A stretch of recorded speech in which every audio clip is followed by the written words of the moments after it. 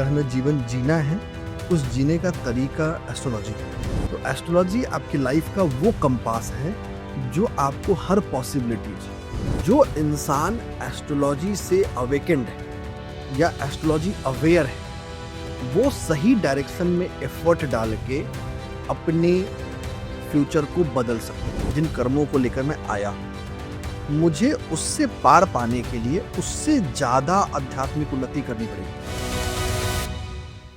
What astrology means to you? So thank you so much for having me. So personally अगर मैं बात करूँ what astrology means for me, तो astrology is a way to live life. कि अगर हमें जीवन जीना है, उस जीने का तरीका एस्ट्रोलॉजी है। अक्सर हम अपनी लाइफ में मैप्स को यूज करते हैं, बट मैप्स का क्या है ना कि वो वहीं तो आपको भेज सकता है जहां ऑलरेडी किसी ने ट्रैवल की है। Correct. ये मैप की एक लिमिटेशन है। लेकिन कंपास क्या कर सकता है, आपको वहां भी भेज सकता है जहां कोई नहीं गया है। मतलब it's a complete unknown place as well. यही एस्ट्रोलॉजी का काम है। तो एस्ट्रोलॉजी आपकी लाइफ का वो कंपास है जो आपको हर पॉसिबिलिटीज, उन पॉसिबिलिटीज में आने वाले हर ऑब्स्टकल्स या आने वाले फेवरेबल पॉइंट्स, दोनों ही चीजें आपको बता सकता है। और समय से पहले आपको इंतजार नहीं करना है। मैं आज से 10 साल बाद का भी मेरा डायरेक्शन क्या होगा, मैं आज एस्ट्रोलॉजी से बता सकता हूँ।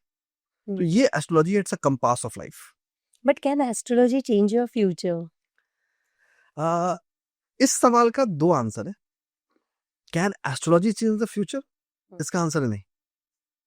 एस्ट्रोलॉजी किसी का भविष्य नहीं बदल सकता। बहुत बोल्ड है बट जरूरी है। लेकिन जो इंसान एस्ट्रोलॉजी से अवेकेंड है या एस्ट्रोलॉजी अवेयर है, वो सही डायरेक्शन में एफर्ट डाल के अपने फ्यूचर को बदल सकता है।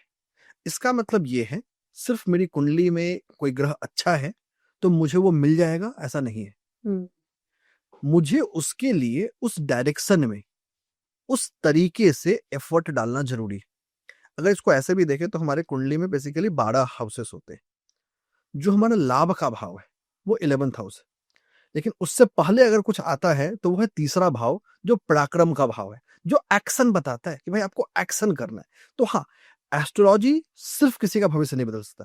लेकिन अगर कोई एस्ट्रोलॉजी अवेयर है, एस्ट्रोलॉजी पावर्ड है और अपने डिसीजंस में एस्ट्रोलॉजी को यूज करता है और प्रोएक्टिवली यूज करता है, तो बिल्कुल अपने भविष्य को बदल सकता है।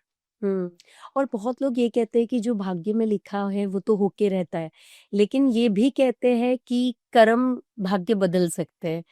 तो कहाँ है वो थिन लाइन? देखिए, थिन लाइन एस्ट्रोलॉजी में नहीं है, थिन लाइन हब में। अब इसको समझना ये है, बिल्कुल जैसे मैं अभी पिछले आंसर में भी बात कर रहा था कि हमारे कुंडली के जो भी भाव हैं, वो अपने आप में हमारी एक प्रायोरिटी को भी दिखा रहा है। एक ऐसी प्रायोरिटी जो हमें चाहिए। जैसे हम पिछले आंसर में बात कर रहे थे कि तीसरा भाव जो पराक्रम का हमारा भाव है वो पहले आ रहा है। जो लाभ का भाव है, 11वां भाव है, वो बाद में आ रहा है। अब जब हम बात करते हैं कि क्या सब कुछ भाग्य के अधीन है या हम कुछ कर सकते हैं इसके लिए, इसको मैं एक एग्जांपल से समझाऊंगा। हर इंसान की अपनी एक स्पिरिचुअल एबिलिटी होती है, करेक्ट। जिसको मैं स्पिरिचुअल क्वोशंट या एक आध्यात्मिक स्तर बोलता हूँ। जिस इंसान का आध्यात्मिक स्तर जितना अच्छा होगा, वो उतना बेहतर काम, उतना बेहतर इफेक्ट अपने लाइफ में ला सकता है। तो ये इंसानों के जो उनके स्पिरिचुअल क्वोशंट है या जो उनका आध्यात्मिक स्तर है, ये तय करेगा कि आपका जीवन चलेगा कैसे। अगर हम नंबर्स के रूप में देखें आज की तारीख में, तो 100 में से 80% लोग अपने लाइफस्टाइल की वजह से या अपने चॉइसेस की वजह से आध्यात्मिक स्तर से दूर हो गए। और दूर होने की वजह से वो ग्रहों के अधीन होते जा रहे हैं। मतलब वो अपना फ्री विल यूज नहीं कर पा रहे। आपके पास है तो सही फ्री विल, बट आप यूज नहीं कर पाते हो। उसको यूज करने के लिए आपको अपने आध्यात्मिक स्तर को ऊंचा करना पड़ेगा।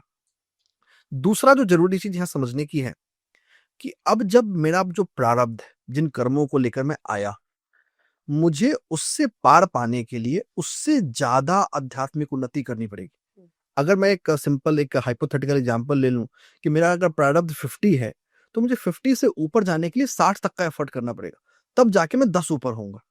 करेक्ट। क्योंकि मुझे पहले उसको इक्वेट करना पड़ेगा। मैक्सिमम लोग इसमें फंस जाते हैं।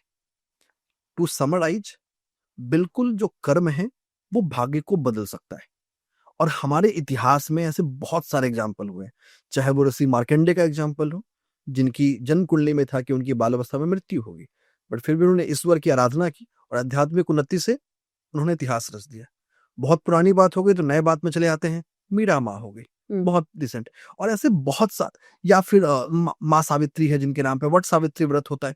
तो हमारे इतिहास में ऐसे बहुत सारे एग्जाम्पल हैं जहाँ लोगों ने ईश्वर की आराधना से, ईश्वर की भक्ति से और सही डायरेक्शन में एफर्ट डाल के अपने भाग्य को बदला है। लेकिन ये जो एबिलिटी है, ये कम लोगों में है। यहाँ तक पहुँचने के लिए हमको अपना नींव मजबूत करना पड़ेगा और वो नींव है आध्यात्मिक स्तर का। हुँ।